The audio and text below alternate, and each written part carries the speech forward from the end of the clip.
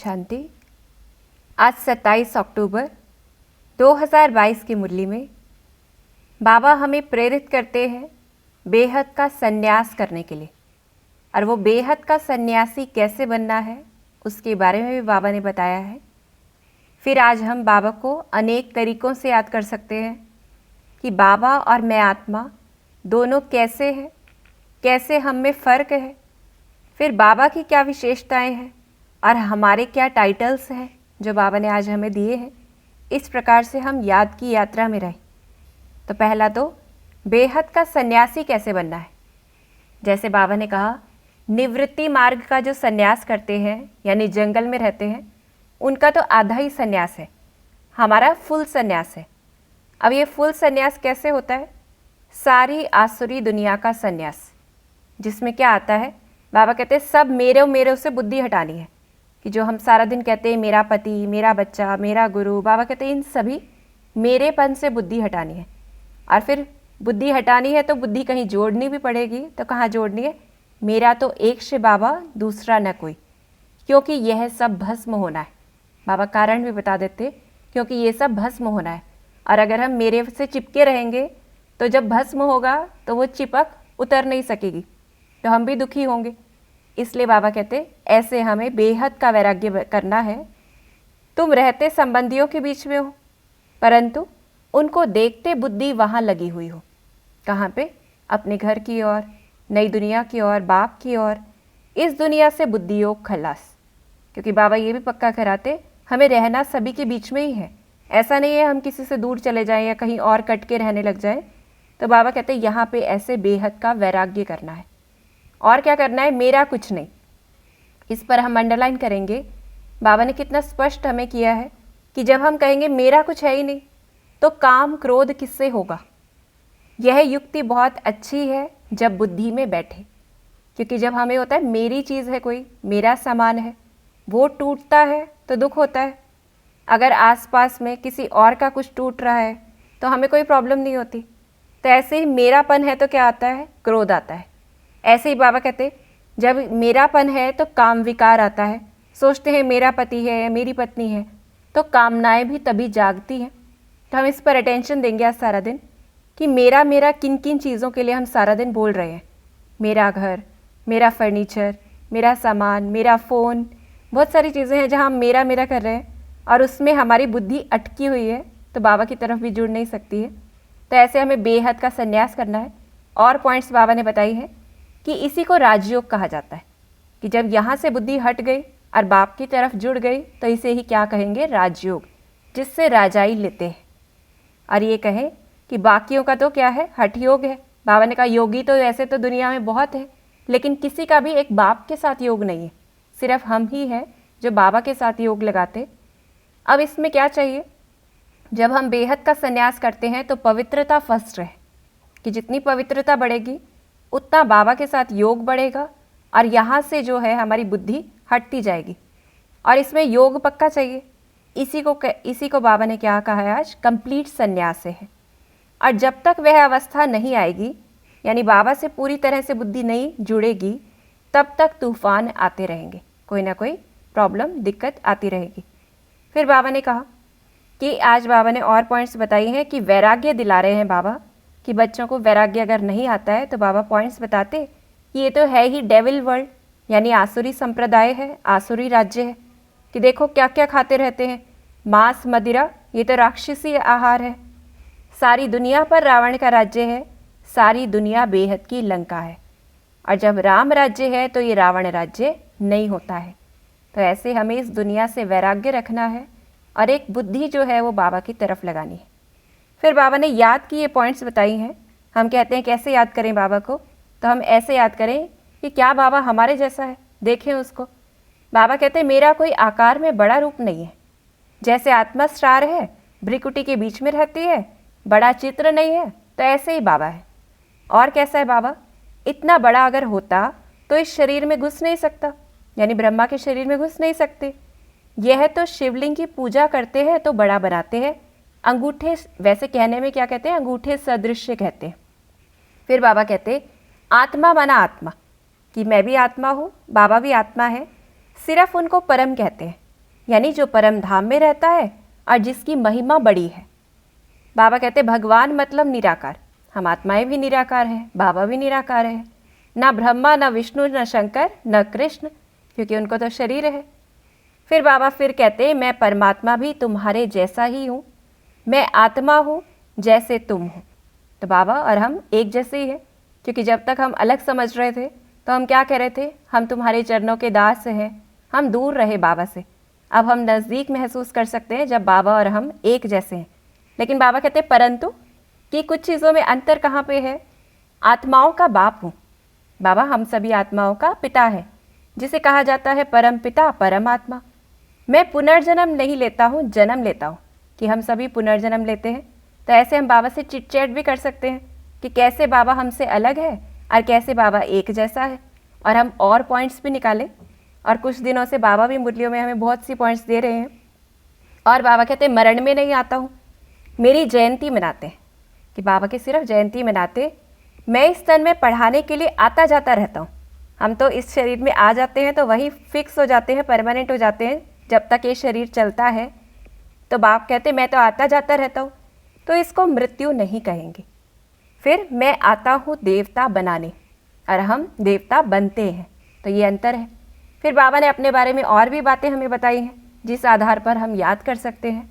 ज्ञान का सागर हूँ, मैं पतितों की दुनिया में आता हूँ, कि सतयुग में जो नारायण था, नंबर 1 पूज्य था, जो नंबर 1 पुजारी बना, ऑलराउंड पार्ट है जिसका, यानी ब्रह्मा बाबा। बाबा कहते हैं वही मेरा मुकर्रर तन है, यह चेंज नहीं हो सकता। तो ऐसे हम सूक्ष्म वतन में ब्रह्मा बाबा के तन में शिव बाबा को इमर्ज करके बाबा से रूह रिहान करें। बाबा कहते मैं तुमको राजयोग सिखाने आया हूँ, मैं ही आकर देवता बनने का कर्म सिखलाता हूँ। और बाबा कैसा है, बाप गरीब निवास है, तो ऐसे हम याद करें। और बाबा ने फिर हम बच्चों को भी बहुत से टाइटल्स दिए, हमारे लिए भी बहुत सारी बातें कही कि अब आकर पढ़ेंगे वही जिन्होंने कल्प पहले पढ़ा होगा, वही सीखी लदे बहुत काल से बिछड़े हुए बच्चे हैं। तो कौन है वो, हम बच्चे हैं। तो ये याद रखना है। तुम योग बल से सारे विश्व को स्वर्ग बनाते हो, खास भारत स्वर्ग बन जाता है, विश्व को परिवर्तन करते हो। तो याद रखना है अपने कार्य को। तुम पहलवान हो, तो इस खुशी में रहना है। जैसे माँ बाप बच्चे को प्रेज करते हैं, तुम तो ऐसे हो, तो बच्चा कितना खुश रहता है और याद में रहता है कि माँ ने मुझे ऐसा कहा था। तो ऐसे हमें याद रखना है, बाबा ने हमें क्या कहा है, तुम पहलवान हो, 84 जन्म लेते हो और ही खुश होते हो। क्योंकि दुनिया वाले तो क्या है, तंग होते हैं कि इतने जन्म लेने पड़ेंगे, लेकिन हम क्या समझते हैं कि हम ही हैं जिसका ऑलराउंड पार्ट है, इसलिए हम खुश होते हैं। फिर तुम 84 के चक्र को याद करते करते चक्रवर्ती राजा बन जाते हो। तो ऐसे हमें चक्र को भी याद करना है। और इसके पीछे भी एक साइंस है, जैसा कहते जैसा सोचेंगे वैसा बनते जाते हैं हम। तो बाबा ने हमें सहज रूप से कहा कि जितना स्व का दर्शन करेंगे वैसे वैसे हम बनते जाएंगे। और जब कहा जाता है कि कोई भी चीज़ हमारे सामने आती है तो उसका बीज हमने कभी बोया था, तो ऐसे ही इस समय हम क्या कर रहे हैं, बुद्धि में बीज बो रहे हैं कि मैं देवता स्वरूप हूँ, मैं पूज्य स्वरूप हूँ, और वैसा वैसा फिर बनते जाते। तो ऐसे बाबा ने हम बच्चों के लिए कहा कि हम चक्रवर्ती राजा बन जाते। फिर अर्जुन को दिखाते हैं कि बहुत गुरु थे, तो हम सभी कौन है, अर्जुन है। और ये हम स्पष्ट भी कर सकते हैं कि ब्रह्मा बाबा के लिए जो दिखाया जाता है कि उनके कितने सारे गुरु थे, तो ये वही अर्जुन है। फिर अब क्या है जो दुनिया वालों को पता नहीं, कि भारत को स्वर्ग किसने बनाया है, कैसे बना, कौन आया।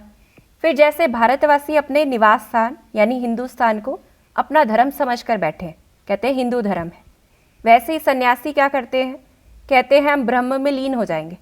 बाबा कहते हैं ब्रह्म को एक तरह से, ब्रह्म तो क्या है, रहने का स्थान है। तो ये चीज़ स्पष्ट करनी है, उससे वर्षा नहीं मिल सकता, बाप से वर्षा मिलता है। फिर मम्मा ने आज हमें बहुत सी पॉइंट्स दी हैं कि पहला तो परमात्मा सर्वव्यापी नहीं है। अब इस बात को हम कैसे स्पष्ट करेंगे, कि जैसे गीता में लिखा हुआ है कि जहाँ जीत है वहाँ मैं हूँ, और जो ऊंचे पहाड़ है वहाँ मैं हूँ, सांपों में काली नाग में मैं हूँ। तो इससे हम ये कह सकते हैं, यानी हार में भगवान नहीं है, यानी नीचे पहाड़ों में भगवान नहीं है, यानी और सांपों में भगवान नहीं है, यानी सर्वव्यापी नहीं है। इस बात से हम ये स्पष्ट कर सकते हैं। और ये बता सकते हैं कि एक तरफ तो क्या कहते हैं, परमात्मा अनेक रूप में आते हैं इस धरती पर। तो अनेक रूप में अगर आते हैं यानी यहाँ पे नहीं है, कहीं और से आ रहे हैं, तो तो इस बात पर भी बता सकते हैं। और ये बताना है कलयुग जो है वो सर्वत्र व्यापक है, परमात्मा सर्वत्र नहीं है। फिर दूसरी पॉइंट जो मम्मा ने बताई कि परमात्मा निराकार है, इस बात को हमें भी स्पष्ट होना चाहिए और दूसरों को भी बताना है। निराकार मतलब ये नहीं कि कोई आकार नहीं है। निराकार का मतलब क्या है? जिसका स्थूल आकार नहीं है, यानी हमारा जैसे शरीर है बाबा का वैसे शरीर नहीं है, सूक्ष्म रूप है। तो निराकार का अर्थ क्या है? जिसका स्थूल आकार नहीं है। फिर वो कहते हैं परमात्मा के घर को ही परमात्मा कह देते हैं, लेकिन ऐसा नहीं कह सकते, क्योंकि वो दुनिया कैसी है? निराकारी दुनिया है, जहाँ हम आत्माएं और बाबा सभी रहते हैं। और जहाँ दुनिया अक्षर ये कहा जा रहा है, तो दुनिया का मतलब तो कोई रहता है वहाँ पे, ये भी समझने की बात है। दुनियावी लोग कहते हैं परमात्मा का रूप अखंड ज्योति तत्व है, लेकिन वो तो परमात्मा के रहने का ठिकाना है, जिसे रिटायर्ड होम कहा जाता है। तो ये चीज़ स्पष्ट करनी है। फिर 3 दुनिया है, एक निराकारी है, दूसरी आकारी और तीसरी साकारी, जिसमें 3 लोक का चित्र है। उस पर भी हम ये बातें समझा सकते हैं कि एक तो निर्विकारी जो स्वर्ग की दुनिया है, जहाँ आधा समय सुख, पवित्रता, शांति, जहाँ सर्वदा आधा कल्प, ये कहें आधा कल्प सर्वदा सुख है, शांति है, पवित्रता है। फिर देवताओं का निवास स्थान है और वहाँ पे भी प्रवृत्ति चलती है, लेकिन वहाँ कैसी है? विकारी पैदाइश नहीं है, तो कर्म बंधन भी नहीं है। फिर दूसरा हम देखते हैं इसी दुनिया में कैसी दुनिया है? विकारी दुनिया है, जहाँ दुख और अशांति है। तो ये बात बतानी है कि दुख और अशांति, या ये कहें स्वर्ग और नर्क, परमात्मा नहीं रचते हैं। ये तो मनुष्य ही जब खुद को भूल जाता है, भगवान को भूल जाता है, तो ये दुनिया ऐसी बन जाती है। तो ऐसे हमें बताना है। और सूक्ष्म वतन कैसा है? जहाँ पे ब्रह्मा, विष्णु, शंकर तीनों जो हैं आकारी रूप में है, देवताएं आकारी स्वरूप में है, और निराकारी दुनिया जो हमारी परम धाम है, जहाँ हम सभी आत्माएं रहती हैं। तो ऐसे बताना है। फिर और क्या है कि ये ड्रामा है। बाबा कहते हैं ड्रामा बना बनाया है, इसमें चेंज नहीं हो सकती है। ये ड्रामा का राज भी हम ही जानते हैं, और इसमें हमें ये भी पक्का करना है। बहुत लोग इस चीज़ में कंफ्यूज होते हैं, मूंझते हैं, क्वेश्चन करते हैं कि ड्रामा चेंज क्यों नहीं हो सकता, हमें तो ऐसा चाहिए इस ड्रामा में। तो जैसा हमें चाहिए वैसा हम आज से ही, अभी से ही क्रिएट करना शुरू कर दें। कल फिर क्या होगा? वो हमारा पास्ट होगा, और हर कल्प वही नूंद होगा। फिर बाबा ने ये पॉइंट भी बताई कि जब चक्र फिरता है तो सतयुग ऊपर आ जाता है, द्वापर कलयुग नीचे चला जाता है। कि उन्होंने जो शास्त्रों में लिखा है कि सागर में कहीं चला गया और सागर से कभी निकल के आ जाता है, तो वो बात नहीं होती। कि सतयुग ऊपर आना मतलब क्या? कि वो सतयुगी आचरण हम आत्माओं के अंदर जो फीड है वो इमर्ज हो जाता है, और जो कलयुगी आचरण है वो मर्ज हो जाता है। फिर सेवा में अब बाबा कहते, बाबा रोज़ हमें इतनी पॉइंट्स बताते हैं कि ऐसे सेवा करें, ऐसे परिचय दें, लेकिन नंबरवार क्यों हो जाते? जैसे आज बाबा ने कहा कि लोग जो हैं झंडे में चक्र दिखाते हैं या चरखा भी बनाते हैं, तो हमें क्या दिखाना है? कोट ऑफ आर्म्स, जिसमें क्या दिखाएं? ऊपर में शिव बाबा, नीचे त्रिमूर्ति, और फिर चक्र दिखाएं। अब नंबरवार क्यों है?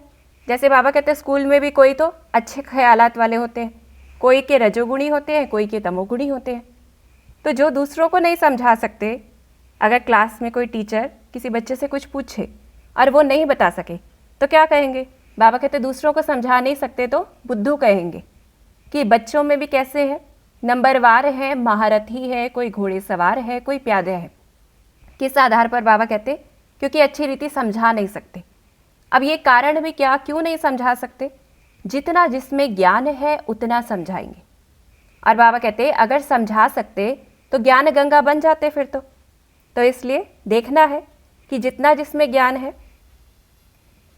बाबा कहते समझें तो ज्ञान गंगा बन जाए, छोटी नदी बने, कैनाल्स बने। अच्छा टुबका बन घर में ही सुनाए। बाबा कहते कुछ तो बने कि टुबका बन घर में सुनाए, तो भी समझें कि कुछ अच्छा है। घर में भी नहीं सुना सकते तो चुल्लू पानी, यानी हथेली में पानी की तरह भी नहीं रह रहे। और बाबा कहते दूसरे को नहीं सुना सकते तो छोटा तालाब भी नहीं ठहरे। तो हमें प्रैक्टिस करनी है, घर में बैठकर प्रैक्टिस करें, चित्रों के ऊपर प्रैक्टिस करें कि कैसे कैसे हम समझा सकते हैं, क्योंकि मुरलियों में तो बाबा बहुत सी पॉइंट्स दे रहे हैं। फिर ज्ञान पूरा न होने के कारण डिससर्विस करते हैं। अब इस पर भी अटेंशन देना है कि किसी को अगर ज्ञान स्पष्ट नहीं है तो हम अभी बाहर की समझाने की प्रैक्टिस नहीं करें, खुद को ही समझाएं, खुद ही समझें। और कई क्या है, कोई उल्टी बात फैला देते या यज्ञ के लिए कुछ ऐसा बात करते या कोई आधी अधूरी बात कह देते। जैसे हम किसी को कहीं भगवान तो विनाश करने आया है, तो ऐसे दूसरी आत्माएं जो है वो कहीं ना कहीं हटती हैं, डिससर्विस हो जाती है, या घर में रहते कोई दूर ही रहता है, सबसे कट कट के रहता है, बात ही नहीं करते किसी से। तो ऐसे भी जो ज्ञान हम बाहर से कोशिश कर रहे हैं चीज़ें करने की, लेकिन जब हमने ज्ञान अंदर धारण नहीं किया है तो कहीं ना कहीं वो डिससर्विस होती है। तो इस पर भी अटेंशन देना है।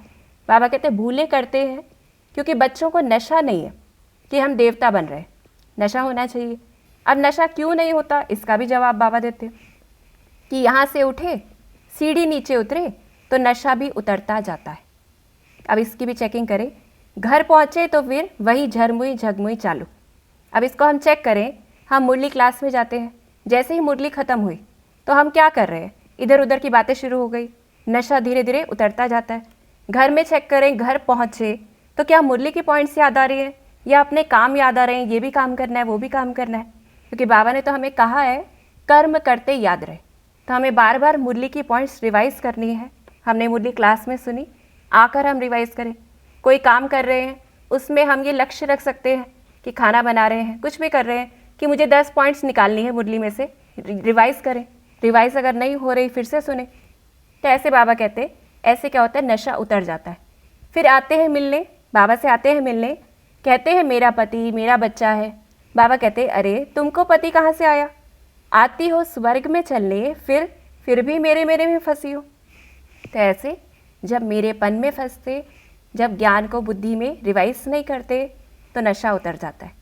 फिर बाबा प्रेरित करते हैं सेवाओं के लिए कि कैसा भी गरीब हो परंतु घर में गीता पाठशाला खोल सकते हैं, चाहे एक ही कमरा हो। 3 पैर पृथ्वी में इतनी बड़ी हॉस्पिटल खोल सकते हैं। बाबा कहते हैं तुमको तो बड़ी नदी बनना है। कैसे बनेंगे, मम्मा बाबा को फॉलो करना है। बाबा को तो मज़ा आएगा, बाबा को तो मज़ा आएगा किस चीज़ में, ज्ञान गंगाओं के सामने। तो हमें वो ज्ञान गंगा बनना है क्योंकि बाबा को उन्हीं से मिलने में मज़ा आएगा। फिर बाबा ने हमें वरदान भी दिया है और स्वमान भी दिया है। अलौकिक ब्राह्मण जीवन का विशेष स्लोगन क्या है, हमारा स्लोगन क्या है, कम खर्च बाला नशीन, यानी कि खर्चा कम हो, प्राप्ति शानदार हो, यानी रिजल्ट अच्छे से अच्छी हो। तो खर्चा कम किस चीज़ में करना है, बाबा ने जो बताया हमें कि संकल्प हमारा, बोल, कर्म, इसमें खर्चा कम हो, यानी कम संकल्पों में काम हो जाए, कम बोल में, कम कर्म में। कि संकल्प कैसे हो, फिर कम संकल्प कैसे होंगे, जब संकल्प शक्तिशाली होंगे। फिर बोल में कैसा हो, कम बोल में स्पष्टीकरण ज़्यादा हो और कम समय में काम ज़्यादा हो, उसे ये कहेंगे कि हमने बचत की। तो जो सर्व खजाने कम खर्च करते हैं उनके भंडारे भरपूर हो जाते हैं।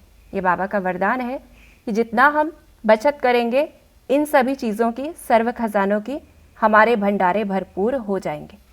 और बाबा ने हमें स्वमान दिया है कि मैं बाप और सेवा से सच्चा प्यार रख ब्राह्मण परिवार का प्यार प्राप्त करने वाली आत्मा हूँ। कि जितना हमारा बाबा से, सेवा से सच्चा प्यार होता है, ब्राह्मण परिवार का प्यार ऑटोमेटिक मिलता है। तो हमें वो सच्चा प्यार रखना है और आज प्रैक्टिस करनी है, बचत करने की प्रैक्टिस करनी है। नशा रखना है, बार बार मुरली की पॉइंट्स को हमें रिवाइज करते रहना है। बाबा को याद करना है कि बाबा और मुझ में अंतर क्या है और समानता क्या है, इस आधार पर याद करें और बेहद का वैराग्य रखना है। ओम शांति।